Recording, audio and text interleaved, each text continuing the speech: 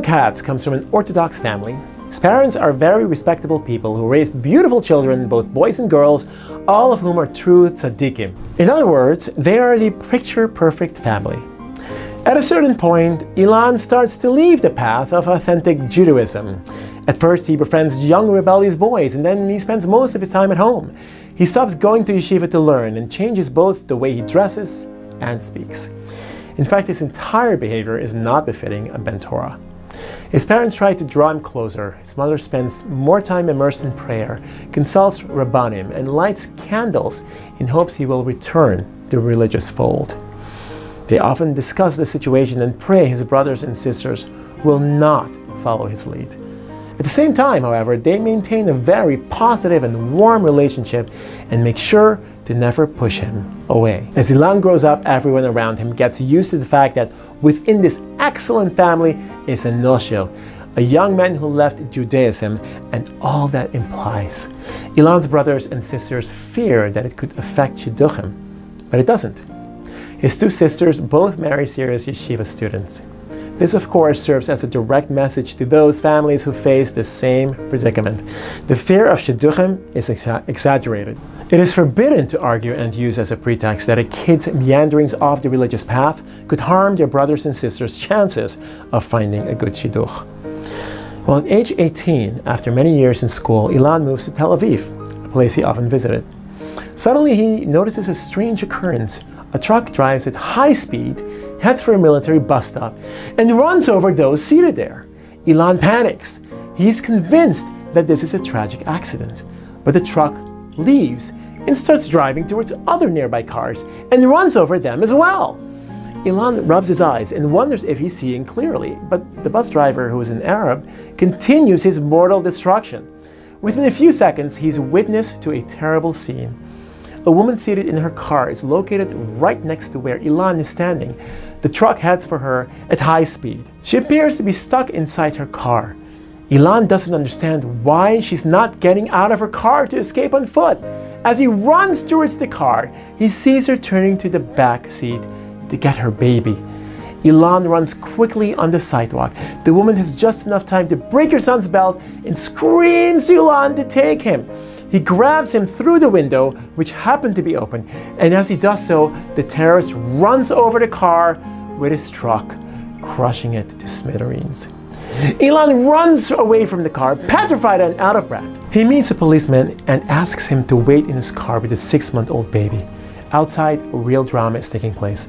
A mob of policemen pursue the truck and manage to kill the Arab driver. A few minutes later, the policeman goes back to his car, accompanies Ilan and the baby home, and tells him to take care of him while he reaches out to social services. Ilan gets home, engaged in a flow of emotions. He screams, "Mommy! Take care of the baby!" He manages to give the baby to his mother and bursts down into tears. Ilan's mother sends her daughter to buy whatever they need to take care of the baby, such as diapers, a bottle, formula. She then bathes the baby and puts him to sleep. Only then does she ask her son what happened. His mother and sister cannot believe the horrible story that Ilan recounts. But on the other hand, a young 18-year-old man doesn't come back home every day with a cute little baby in his arms. The mother makes a quick phone call and learns that this terrorist attack was all over the news and shook the entire country. But they omit one detail: the heroic action of a young boy who saved the life of a 6-month-old baby. They didn't speak about it because no one was aware of the baby's existence. They only knew that one of the victims was a woman who was crushed in her car by a huge truck. No one looked for a baby or was aware of its existence. More important still, the baby's mother was not even sought after. The baby stays at the Katz family for over a week, giving everyone the time to find some information on the mother. Ilan doesn't leave the baby for 1 second. He sleeps next to him, wakes up in the middle of the night to give him food, plays with him, makes him laugh, and becomes very attached to him. And then social services come to take the baby to his grandmother. The child's mother was a Russian immigrant, a Jewish woman whose husband had gone back to Russia after the child's birth, and whom, besides an elderly mother, didn't have anyone else. From this day on, Ilan remains restless. he visits the baby's grandmother often and quickly realizes that she doesn't really know how to take care of him. He calls the social services, telling them that the baby is not getting the necessary care and attention for his age. At first, social services push him away gently, but Ilan doesn't let go and explains that, in his opinion, the grandmother cannot raise the child. Not because she doesn't love him, but rather because she lacks the physical strength to do so. Social services visit the grandmother and notice that Ilan is right and that they must start looking for an adoptive family. Deep down inside him, Ilan really wants to adopt this child. He consults his mother and asks her to welcome the baby into their home. "Mommy, I want to raise the child and take care of him. You'll just have to help me a little bit." "But of course," says the mother, adding, "how do you aim to raise a child when you go to sleep at 2 a.m. and wake up at 2 p.m.? What kind of example will you be for this child who will see your friends and who will not see you neither pray nor learn? You think that raising a child is that easy? No, my son, he's not a doll. This is a child that you'll have to raise, educate, and to whom you will have to serve as an example." Ilan remains quiet, thinks for a moment, and speaks up. "Mommy, I'll go back to yeshiva. Commit to get up every morning to pray, to study, and to change completely, as long as you're willing to adopt this child. I feel very attached to him." His parents discuss and agree to adopt him. For over 2 years, the child grows up in their midst, and meanwhile, Ilan goes back to yeshiva with a suit and black hat. He learns, and during his afternoon break, visits the child. In the evening, he comes back to take care of his child, to whom he is linked very deeply.